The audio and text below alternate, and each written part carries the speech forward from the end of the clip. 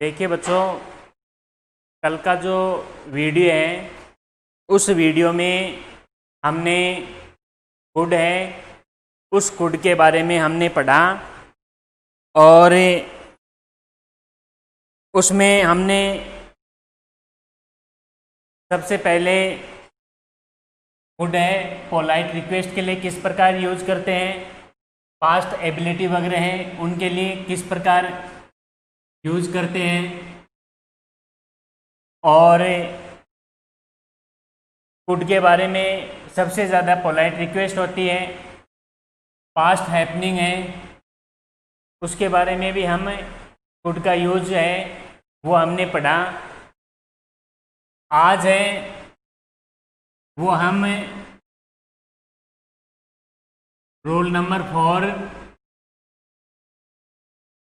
पढ़ेंगे। फूड का use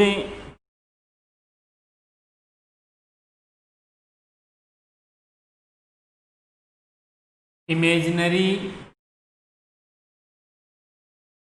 condition, imagery condition,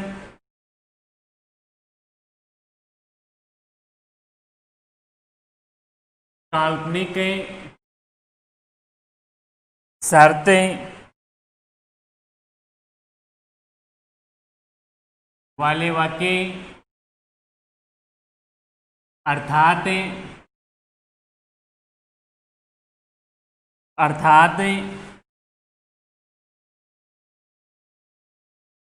if वाला क्लॉज यदि पास्ट सिंपल में हो, पास्ट सिंपल में हो तो मेन क्लॉज में वुड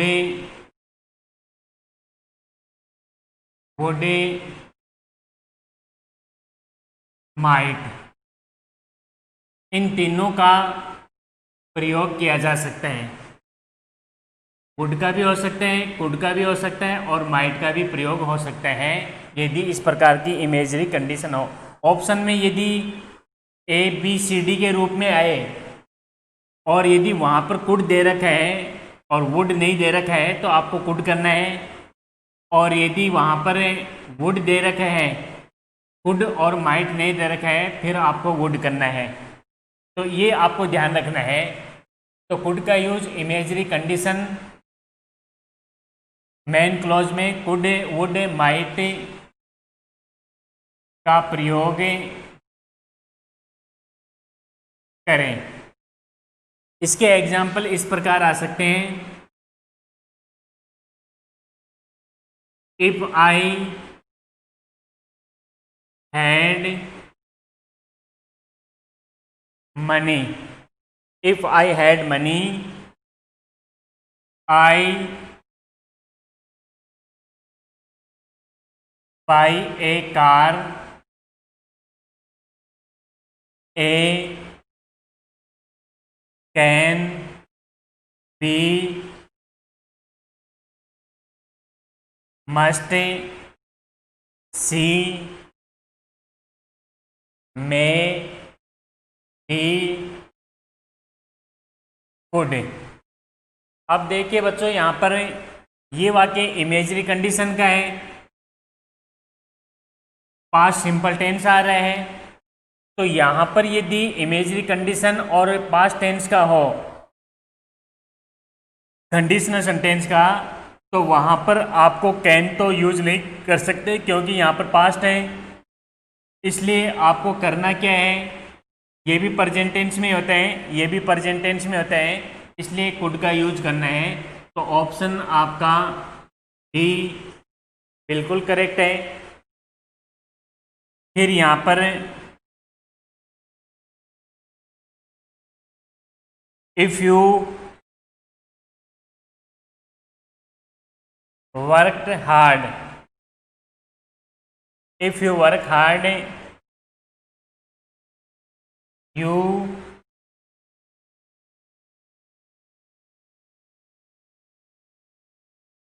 succeed in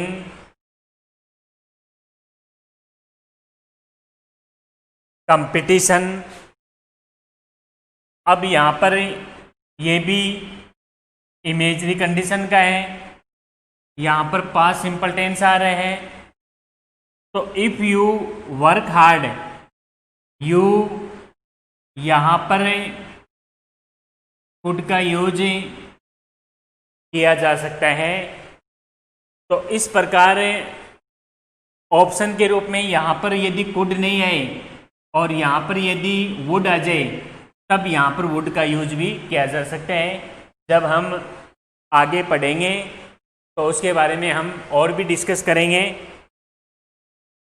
तो आपको यहाँ पर मैंने कुड के जो नियम है वो समझाए, शायद आपको समझ में आ गए होंगे। और इसके बाद में पहला हो गया आपका कैन का यूज, दूसरा हो गया आपका कुड का कहाँ कहाँ यूज करना है, वो भी हो गया। अब थर्ड नंबर पे आते हैं यूज ऑफ में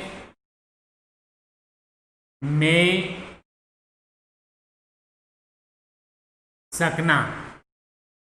यूज ऑफ में, इसका अर्थ होता है सकना। इसमें पहला नियम है मेक का यूज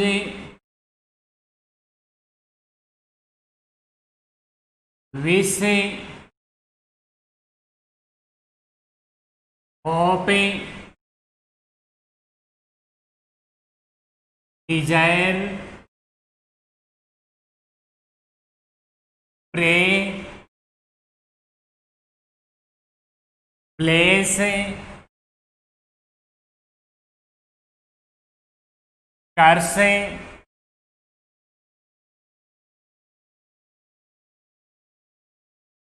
अर्थात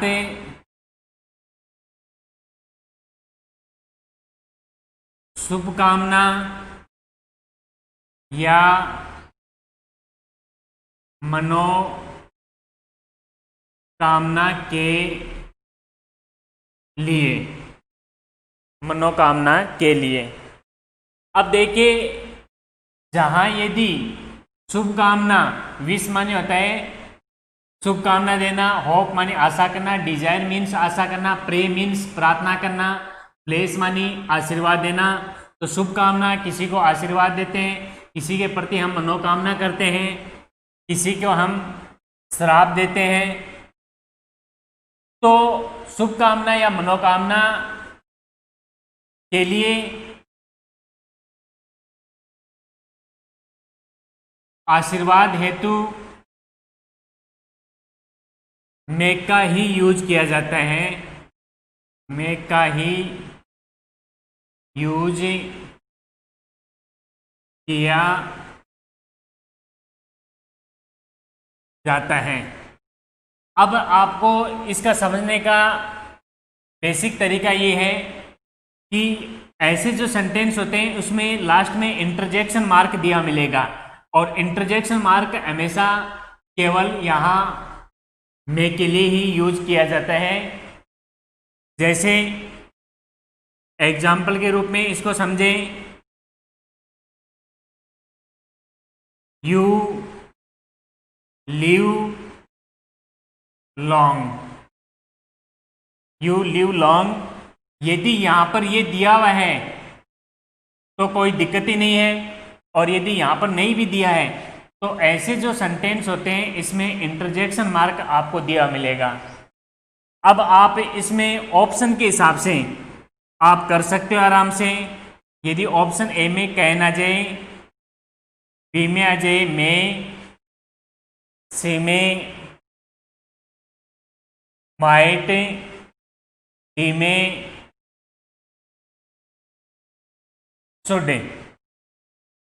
तो यहाँ पर इंटरजेक्शन मार्क है और इसमें मनोकामना की जा रही है, मे यू लिव लॉन्ग, आपकी लंबी उम्र हो, आपकी दीर्घ आयु हो। इस प्रकार का यदि सेंटेंस आए तो वहां पर आपको मे का ही यूज करना है। आपका ऑप्शन नंबर बी करेक्ट है। तो इस प्रकार परीक्षा में यदि आपको मैंने बताया है पहला एग्जाम्पल, उस एग्जाम्पल के अकॉर्डिंग यदि आए तो आप आराम से कर सकते हो। सेकंड एग्जाम्पल में God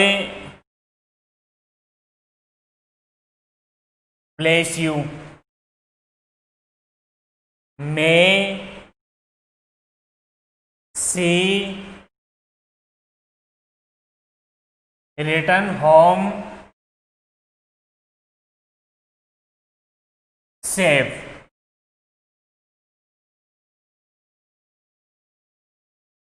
may she rest in peace,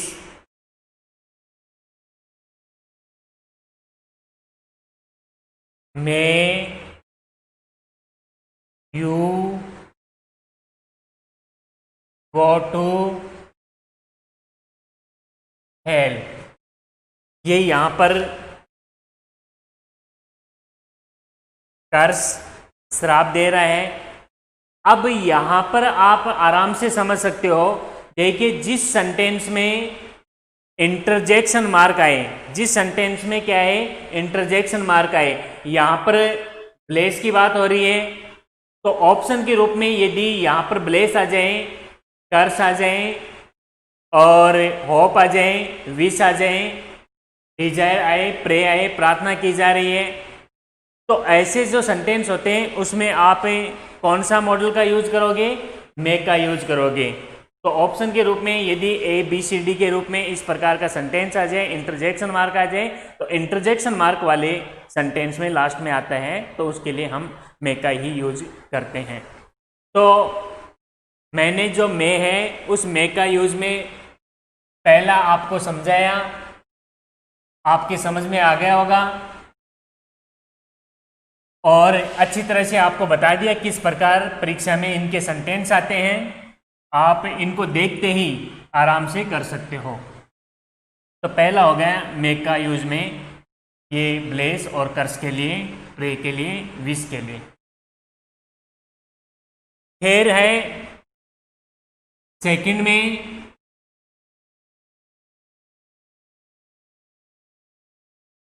मे का यूज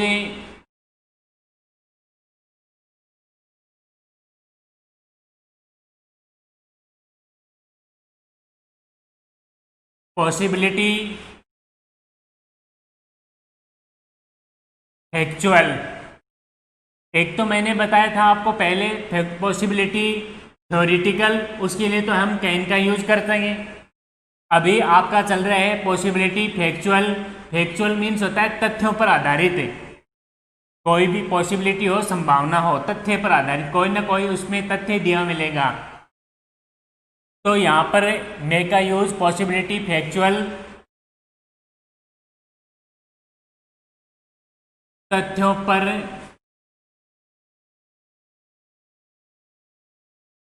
आधारित, तथ्यों पर आधारित, संभावना, न कि विचारों या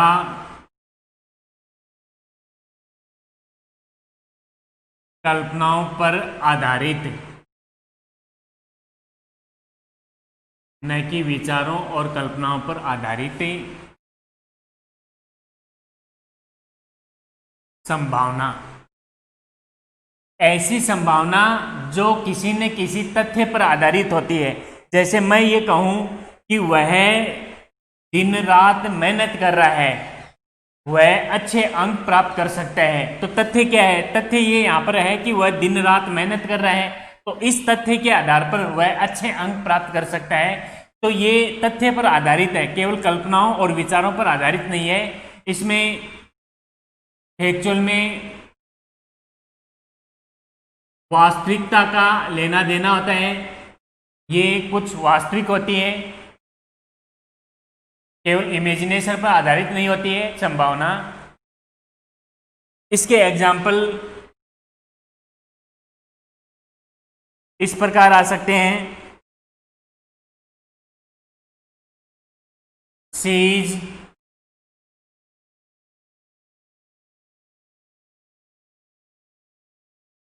working hard, she is working hard, she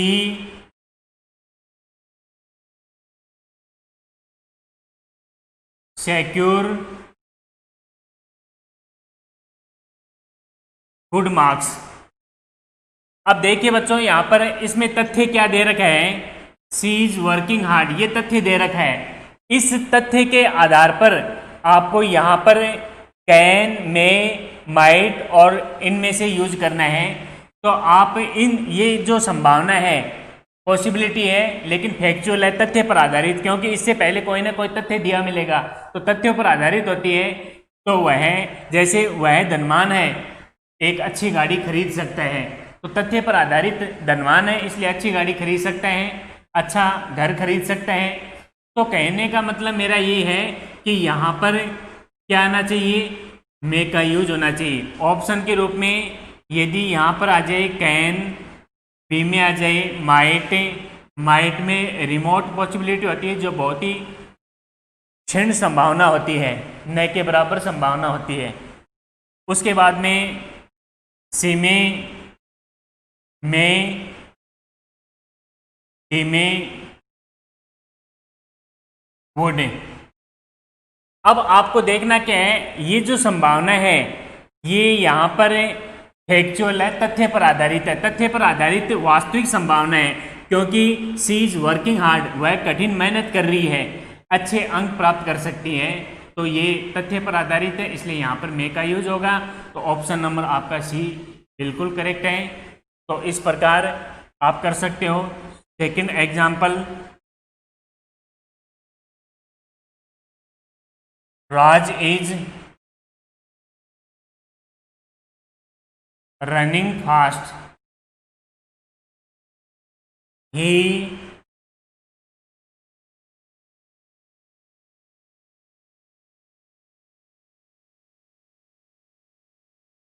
catch the bus है,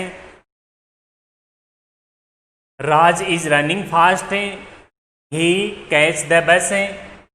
ऑप्शन में ये आ जाए ऊपर वाले, तो यहाँ पर तथ्य पर आधारित है, और तथ्य पर जब आधारित होता है तो यहाँ पर आप किसका यूज करोगे, आप यहाँ पर मे का यूज करोगे। फिर यहाँ पर थर्ड एग्जाम्पल है, there are dark clouds, dark clouds, a few clouds हैं,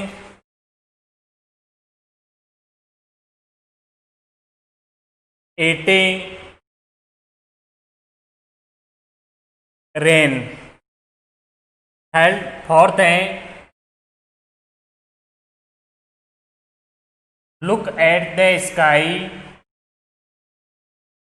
look at the sky, it'll rain today.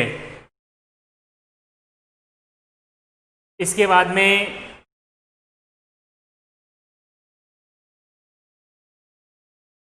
Take umbrella, you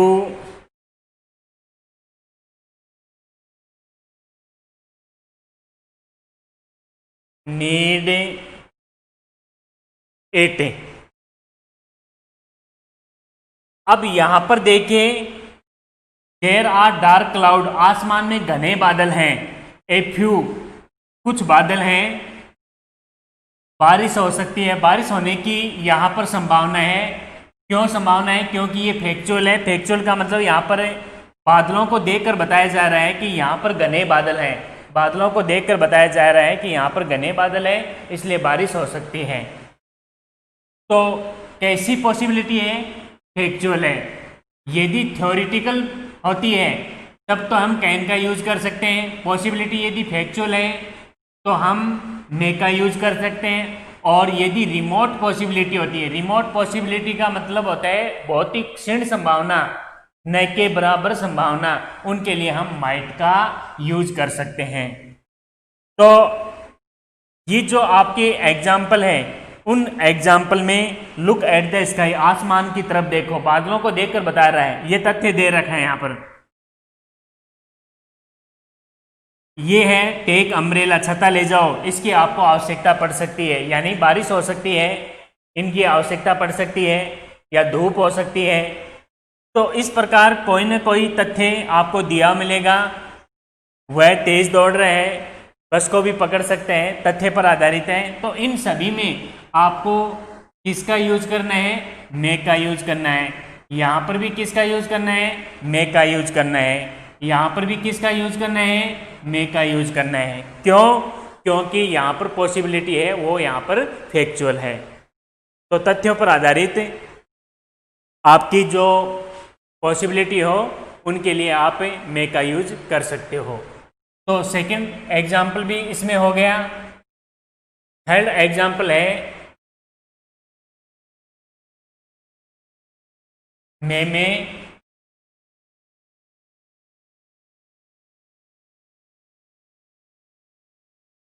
third example में मे में आता है परमिशन से रिलेटेड। और परमिशन के लिए आपको कैन भी बताया था, लेकिन वो परमिशन इनफॉर्मल होती है, बड़ों के साथ में नहीं होती है, अपने मित्र के साथ में परमिशन होती है। और यहाँ पर परमिशन आएगी बड़ों के साथ में। तो मे का use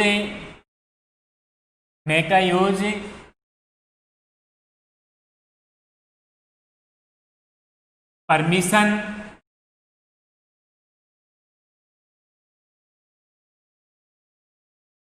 formal, permission to ask, permission to give, permission formal to ask, to give,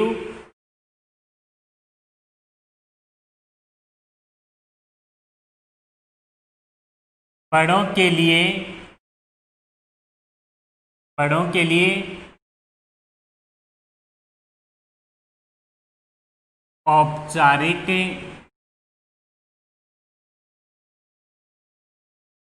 अनुमति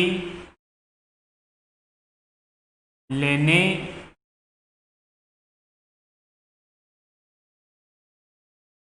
व देने हेतु। अब देखिए, परमिशन है, एक तो मित्र के साथ में परमिशन होती है, अपने बराबर वालों के साथ में, जैसे आप अपने फ्रेंड के साथ में पेन मांगते हो, कोई भी उनकी जो बुक वगैरह उनकी डिमांड करते हो, मांग करते हो, तो वहां पर परमिशन होती है, वो होती है इनफॉर्मल, और उसमें आम बोलचाल की भाषा में कॉलोकियल होती है, और पोलाइटनेस का अभाव होता है। और इसमें ये जो परमिशन होती है, परमिशन फॉर्मल विद रेस्पेक्ट, बड़े रेस्पेक्ट के साथ में होती है, बड़े सम्मान के साथ में होती है ये परमिशन, बड़ों के साथ में। जैसे आप कक्षा में आते हो तो ऐसे नहीं बोल सकते can I come in sir, क्यों? आप परमिशन बड़ों से ले रहे हैं, इसलिए आपको क्या बोलना है? मे आई कम इन सर। इस प्रकार आपको परमिशन बड़ों के साथ में लेनी है। तो बड़ों के साथ में जब परमिशन ली जाती है तब आप किसका यूज करोगे? मे का यूज करोगे। तो यहां पर एग्जाम्पल है I come in sir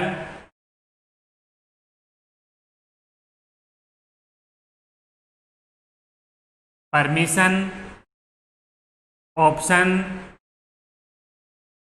can, could, मे,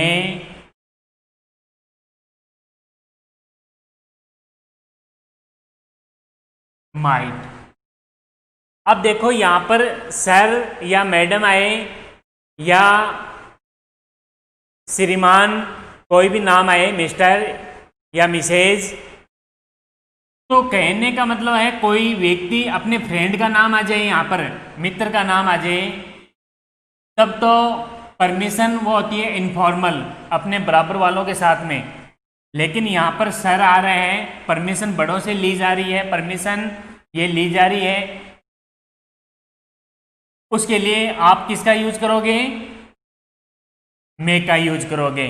तो ऑप्शन कौन सा सही है? सी ऑप्शन सही है। यहां पर फिर है I ask A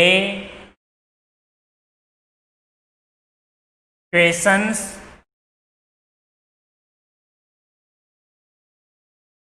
dear sir,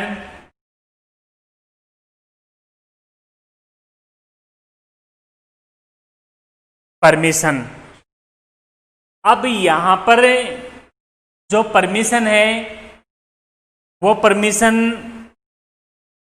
ली जा रही है बड़ों के साथ में।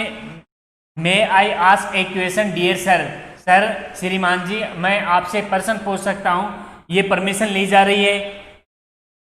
उसके बाद में परमिशन दी जा रही है you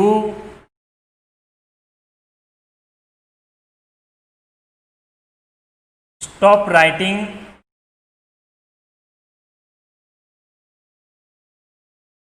at the top page. ये यहां पर परमिशन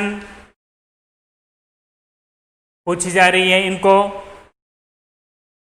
तो यू बड़े ही तो बोल सकते हैं ऐसे, यू स्टॉप राइटिंग, आप अपना जो लिखना है वो बंद करो एट द टॉप पेज, जो ऊपरी ऊपर का पेज है उसके ऊपर लिखना बंद करो। तो you may stop writing at the top page. यहां पर भी किसका यूज करना है आपको? मे का यूज करना है, क्योंकि ये परमिशन है किसके साथ में ली जा रही है? बड़ों के साथ में। और इसमें किसका? विद रेस्पेक्ट, बड़े सम्मान के साथ में ये बात कही जाती है। तो परमिशन जब हम लेते हैं तो यदि रेस्पेक्ट के साथ में होती है तब तो मे का यूज करेंगे, और यदि कोलोक्यूल और इसमें पोलाइटनेस का अभाव होता है, लैक ऑफ पोलाइटनेस, उसमें हम कैन का यूज करते हैं। तो दोनों में डिफरेंस शायद समझ में आ गया होगा, मे और कैन में। कैन इससे पहले पढ़ाया था। तो यहाँ पर हमने 3 रूल कैन के पढ़े। अब हम इसमें चौथा रूल है वो पढ़ेंगे मे में। मे का यूज एक आता है यहाँ पर पर्पज के लिए। पर्पज मीन्स क्या होता है? उद्देश्य। तो मे का यूज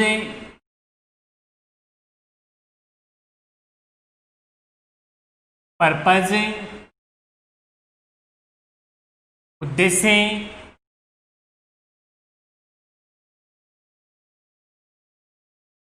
सो दैट से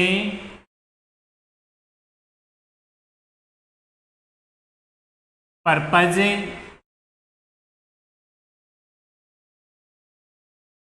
सो दैट से पर्पज, उद्देश्य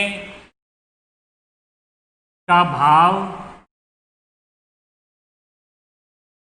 का बोध होता है। आप इसको ऐसे भी समझ सकते हो, देखिए यहां पर आ गया सो दैट, सो दैट से पहले यहां आ गया सब्जेक्ट और यहां आ गया आपका प्रेजेंट टेंस।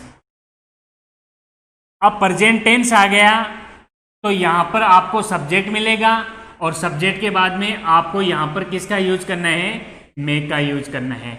तो देखिए बच्चों, आपको समझने के लिए बहुत ही सिंपल सा तरीका है। यदि सो दैट से पहले यदि प्रेजेंट टेंस आ रहा है, प्रेजेंट सिंपल टेंस आ रहा है यहाँ पर एस या एस, तब तो आपको किसका यूज करना है, मे का यूज करना है। और यदि सो दैट से पहले यदि यहाँ पर पास्ट टेंस आ गया, पास्ट टेंस का मतलब होता है वर्ब की सेकंड फॉर्म, और तब आप किसका यूज करोगे, मे का पास्ट क्या होता है, माइट होता है। तो आज के वीडियो में हम इतना ही, नेक्स्ट वीडियो में हम अगला मॉडल पढ़ेंगे। जय हिंद, जय भारत।